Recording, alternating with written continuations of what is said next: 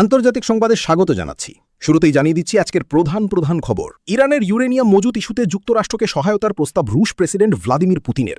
মার্কিন প্রেসিডেন্ট ট্রাম্পের সাফ জবাব, আগে নিজেদের যুদ্ধ শেষ করুন। এবং যুক্তরাষ্ট্রের জব্দ করা ইরানি জাহাজ তৌস্কা থেকে 6 ক্রুর মুক্তি, এখনও আটকে আছেন 22 জন। এবারে বিস্তারিত। ইরানের সঙ্গে চলমান উত্তেজনার মধ্যেই ওয়াশিংটনকে সহায়তার প্রস্তাব দিয়েছেন রাশিয়ার প্রেসিডেন্ট ভ্লাদিমির পুতিন।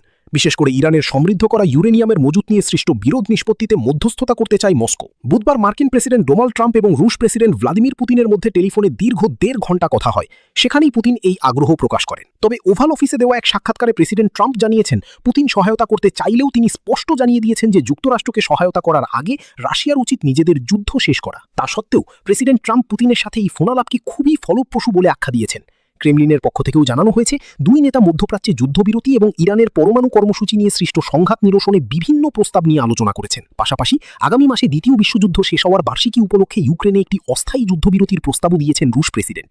ট্রাম্প আশা প্রকাশ করেছেন, ইউক্রেন সংঘাতেরও একটি সমাধান হয়তো দ্রুতই আসতে পারে। অন্যদিকে যুক্তরাষ্ট্রের জব্দ করা ইরানি কন্টেইনারবাহী জাহাজ তৌস্কা থেকে 6 জন ক্রুকে মুক্তি দেওয়া হয়েছে। ইরানের আধা সরকারি বার্তা সংস্থা তাসনিম জানিয়েছে, মুক্ত হওয়া এই ক্রুরা এরই মধ্যে নিরাপদে দেশে ফিরেছেন। তবে জাহাজটিতে থাকা আরও 22 জন ইরানি ক্রু এখনও আটকে আছেন। তাদের মুক্তি নিশ্চিত করতে জোরালো চেষ্টা চালিয়ে যাচ্ছে তেহরান কর্তৃপক্ষ।